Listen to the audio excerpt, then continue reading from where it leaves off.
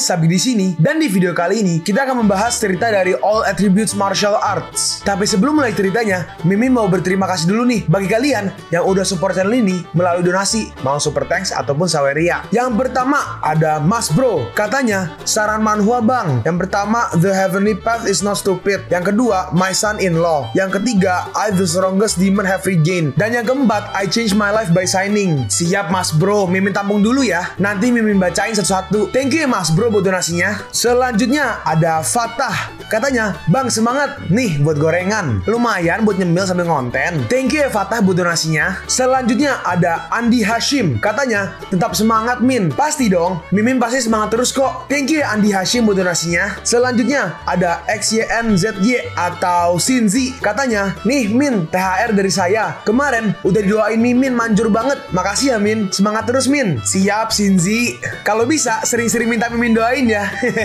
Thank you ya Sinzi buat donasinya. Selanjutnya ada Hendry, katanya semangat kak. Siap Hendry. Thank you ya Hendry buat donasinya. Dan yang terakhir ada Andi Hashim, katanya ditunggu update videonya. Siap. Nih udah update nih. Semoga enjoy ya nonton videonya. Thank you ya Andi Hashim buat donasinya. Buat kalian yang mau mensupport channel ini dengan donasi atau emang sekedar mau beli Mimin kopi, kalian bisa pilih antara super thanks atau saweria. Gue sih nggak masalah kalian pilih yang mana. Cuma kalau bisa lewat saweria aja. Soalnya kalau YouTube potongannya gede 30%. Kalau saweria cuma 5%. Untuk link saweria kalian bisa klik aja di atas kanan nih, atau bisa cek di kolom deskripsi.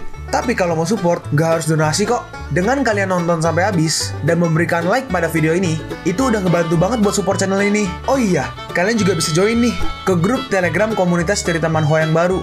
Untuk linknya, gue tampilin di layar ya. Tapi kalau malas ngetik, cek aja kolom deskripsi. Di sana, kalian bisa sharing nih topik seputar manhwa dan kawan-kawan, dan juga ketemu teman baru. Kalau mau info terbaru dari Mimin, misalnya upload kapan atau misalnya ada telat upload, Mimin pasti akan langsung infokan di Telegram. Makanya, jangan lupa join ya. Nggak perlu berlama-lama lagi, kita mulai aja ceritanya. Melanjutkan cerita sebelumnya, di mana Wang Teng sedang masuk ke dalam gunung berapi untuk mencari Lin Chuan. Para martial warrior tampak kesulitan untuk menghadapi beast itu. Star beast itu melancarkan serangan yang sangat besar. Lintong, aku nggak apa-apa. Semburan salamander vulkanik ini sangat kuat. Hati-hati. Dalam hati Wang Teng, astaga, mereka mengeluarkan gelembung elemen api. Lalu Star beast itu mulai menyiapkan serangan lagi dari mulutnya. Serangannya pun dilancarkan. Tapi seorang martial warrior berhasil menahannya dengan elemen tanahnya. Tetapi Star Beast itu sangat pintar. Star Beast itu maju dan langsung menyerang menggunakan ekornya. Dan akhirnya serangannya tembus mengenai martial warrior. Mereka bertiga dikepung oleh dua monster. Yang satu membantu teman yang terkena serangan tadi. Yang satu lagi mencoba menarik perhatian.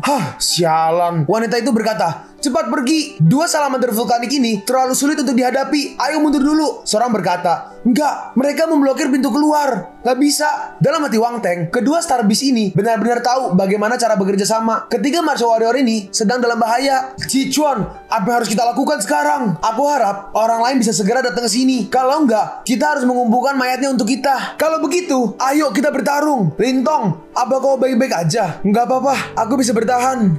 Ini buruk, aku nggak bisa menahannya lagi. Para Star Beast itu menghajar mereka dari semua arah. Mereka semua mencoba menahan serangannya. Dalam hati Wang Teng, mereka nggak bisa mundur seperti ini. Gak mungkin, aku nggak bisa hanya menonton. Martial warrior dengan elemen tanah mencoba melawan serangan Star Beast itu. Sial, aku nggak tahan lagi. Lalu tiba-tiba ada suara ledakan yang besar. Apa yang terjadi? Apa yang terjadi di sini? Ternyata Wang Teng ikut membantu. Hebat, bala bantuan udah datang. Wang Teng berkata, yang ini serahkan aja padaku. Kalian uruslah yang lain. Oke, semuanya, ayo pergi bersama-sama. Dalam hati Wang Teng, astaga, benda ini sangat kuat. Kamu gak akan bisa melarikan diri. Lalu Wang Teng menggunakan elemen esnya, Phantom Ice Fist. Cepat, gua ini gak akan bertahan lama. Cepat bunuh binatang ini sekarang. Ketiga martial warrior itu bekerja sama untuk menyerang satu Star Beast. Mereka bertiga berhasil memojokkan salamander ke ujung. Lalu tanahnya diretakan. Dan akhirnya salamander itu pun jatuh ke vulkanik.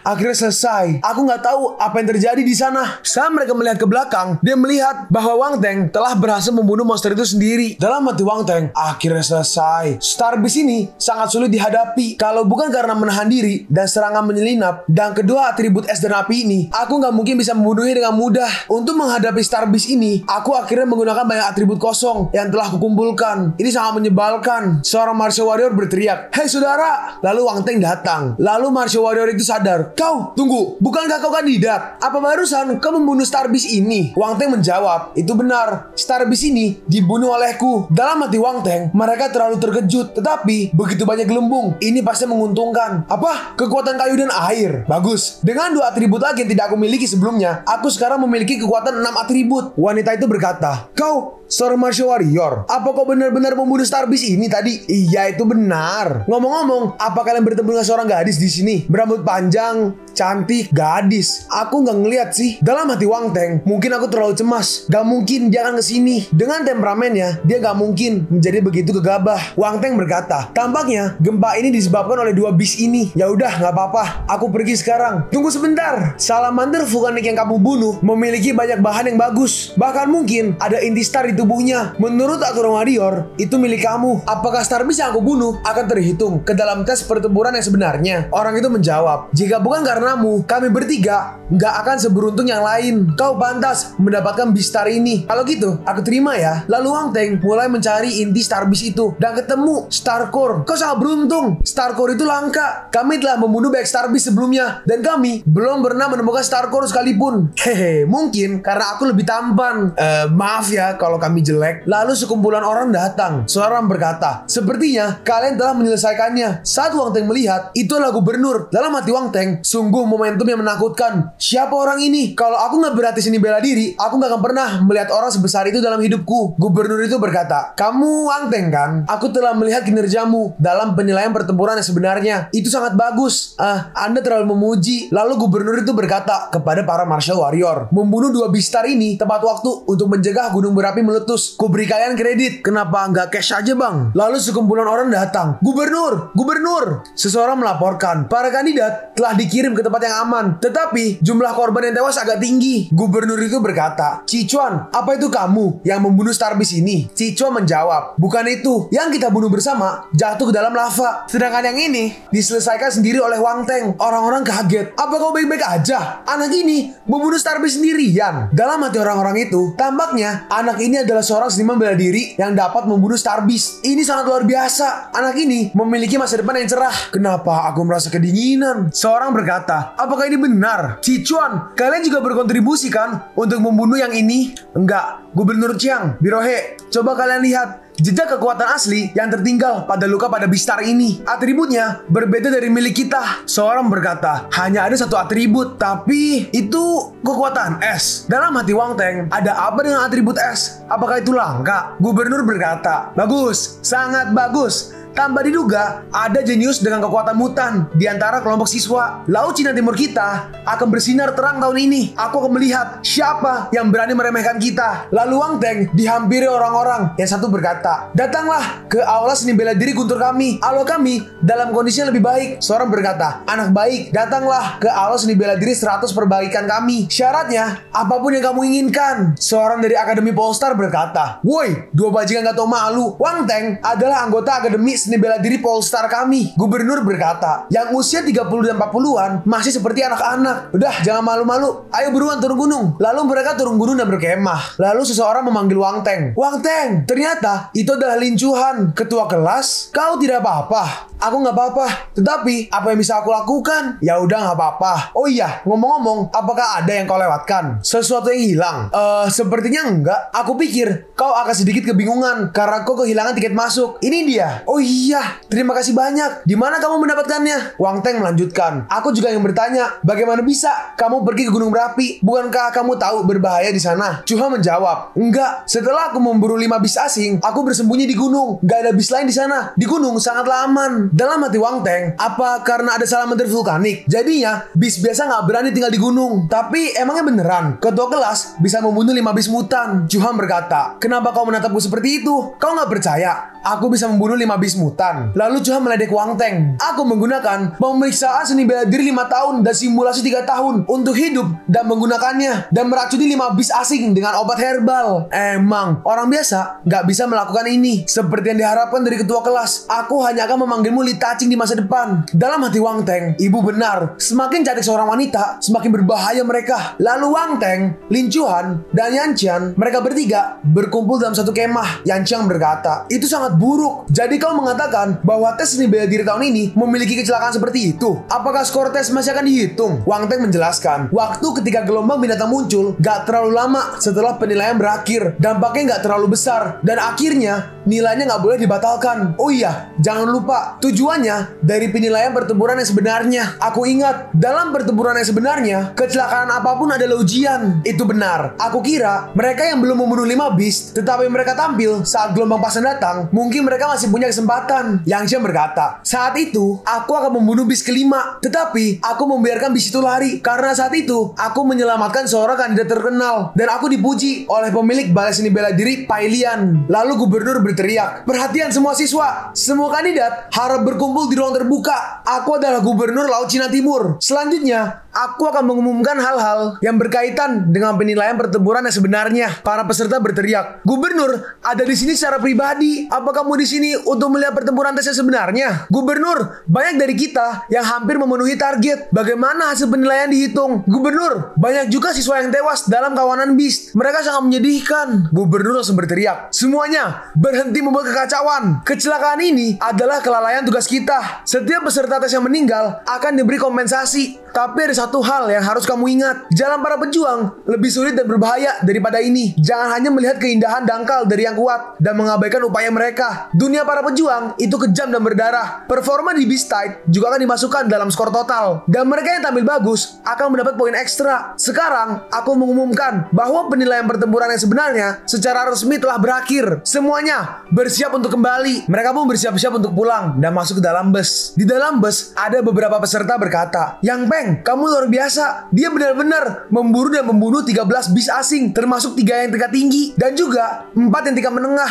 Begitu menakjubkan. Teruslah menggonggong anjing-anjing gila. Yang Qian berkata, Wang Teng, beritahu aku juga nilaimu. Ayolah Tuan Muda Wang, berapa banyak bis asing yang kamu bunuh? Pasti lebih dari Yang Peng kan? Ketua Lin Chuhan juga pasti ingin mengetahuinya. Aku nggak bilang aku pengen tahu ya. Wang Teng menjawab, ini bukan masalah besar. Aku membunuh total 29. 9 bis tingkat tinggi dan 10 bis tingkat menengah. Hah, Tuan Muda Wang, apa kau bercanda? Wang Teng, apa kau membual? Kami tahu kau cukup kuat, tapi nggak segitunya. Kalau aku nggak bilang kalian nanya. Giliran aku jawab, kalian nggak percaya. Jadi maunya gimana? Dalam hati Wang Teng, kalau aku memberitahu juga, kalau aku membunuh seekor Star Beast, kalian akan lebih terkejut. Lalu seseorang berkata, hah, omong kosong. Wang Teng dari sekolah menengah nomor 1, dia benar-benar membual kalau dia telah membunuh 29 bis asing. Konyol. Hey, kenapa kau membual? Berburu 19 bis sama sulitnya dengan mencapai langit. Sungguh lelucon. Apaan 29? Aku udah lama mendengar bahwa Wang Teng adalah seniman bela diri ekstrim dan aku ingin bersaing dengan kamu. Tapi melihatnya seperti ini, menurutku kau nggak terlalu kuat. Konyol. Dia dengan peserta lain berdiri dan berkata, ketika kita keluar, kitalah yang akan mewakili wajah Yichong. Aku juga berharap bahwa kau harus menjaga diri sendiri.